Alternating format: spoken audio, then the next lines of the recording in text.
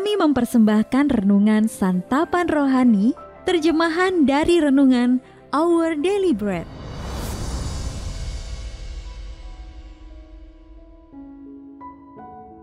Untuk menerima notifikasi video baru kami, silakan tekan tombol subscribe dan tanda lonceng di bawah ini.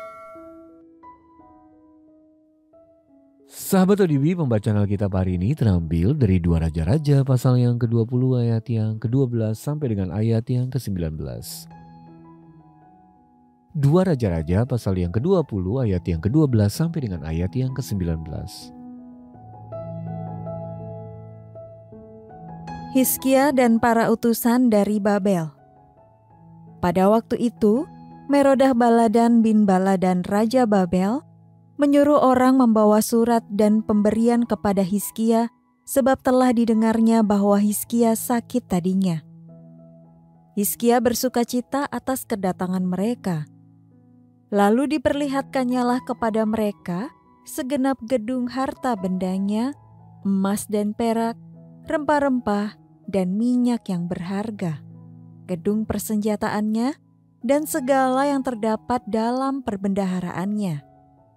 Tidak ada barang yang tidak diperlihatkan Hizkia kepada mereka di istananya dan di seluruh daerah kekuasaannya. Kemudian datanglah Nabi Yesaya kepada Raja Hizkia dan bertanya kepadanya, "Apakah yang telah dikatakan orang-orang ini?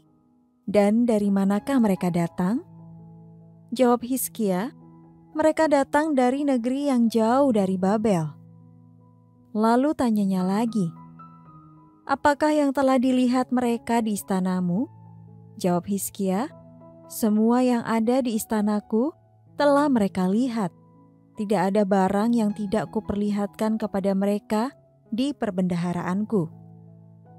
Lalu Yesaya berkata kepada Hizkia, "Dengarkanlah firman Tuhan. Sesungguhnya suatu masa akan datang bahwa segala yang ada dalam istanamu dan yang disimpan oleh nenek moyangmu sampai hari ini akan diangkut ke Babel.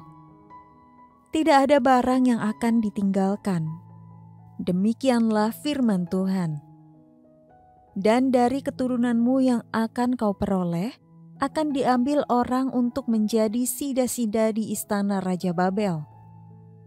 Hizkia menjawab kepada Yesaya, "Sungguh baik firman Tuhan yang engkau ucapkan itu, tetapi pikirnya, asal ada damai dan keamanan seumur hidupku." Ayat mas renungan hari ini terambil dari 2 Raja-Raja pasal yang ke-20 ayat yang ke-19. Asal ada damai dan keamanan seumur hidupku. Renungan hari ini berjudul Allah yang Peduli, ditulis oleh James Banks. Apakah kamu ingin melihat bekas lukaku? Teman saya, Bill, mengalami kelumpuhan dari dada ke bawah setelah jatuh dari tangga bertahun-tahun lalu. Dan kini ia dirawat di rumah sakit karena infeksi parah yang didapatnya saat operasi. Saat kami membahas tantangan baru yang dihadapinya, ia menyingkap selimutnya untuk memperlihatkan sayatan panjang yang dibuat untuk mengobati infeksi tersebut. "Apakah itu sakit, Bill?" saya bertanya. Lalu Bill menjawab, "Aku tidak bisa merasakannya sama sekali." Segera setelah ia mengatakannya, saya merasa bersalah.